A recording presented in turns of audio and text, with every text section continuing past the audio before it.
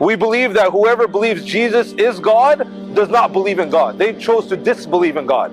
And since you deny that Jesus is God, you are a disbeliever. Yeah, we can have this circular argument all you want. So now you become a disbeliever if you believe Jesus is God. You're worshiping Satan instead of worshiping God. Well, the Bible tells us that y'all are worshiping the devil. 1 John 2 verse 22 to 23. Who is a liar but he who denies that Jesus is the Christ? He is the Antichrist, who denies the Father and the Son.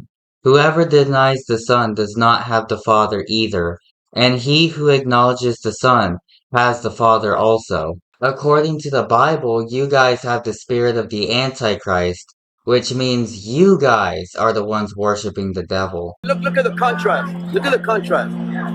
The God of the Bible that loves you.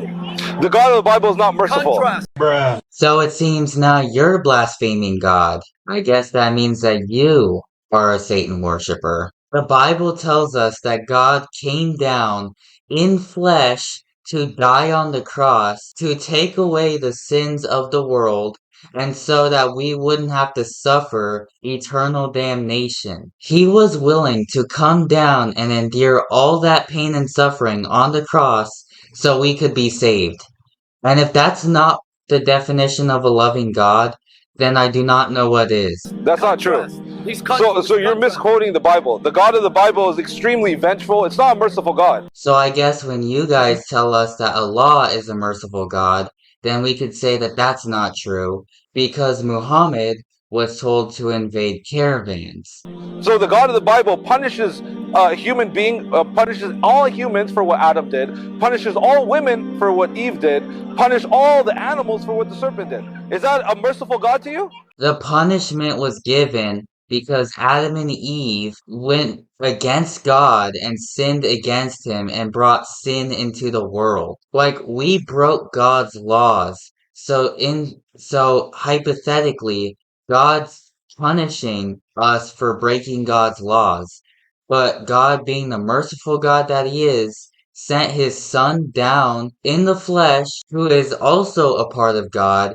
He was sent down in the flesh so we could be saved. Before you make absurd claims like that, read up on John 3:16. Literally, you Muslims have no standing in this argument.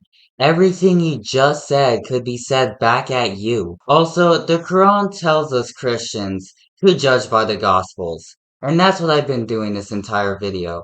So don't say, look at the Quran for the answers, because the Quran tells us to judge by the Gospels, which is what I'm doing right now. Surah 5, verse 47. And let the people of the Gospel judge by what Allah has revealed therein.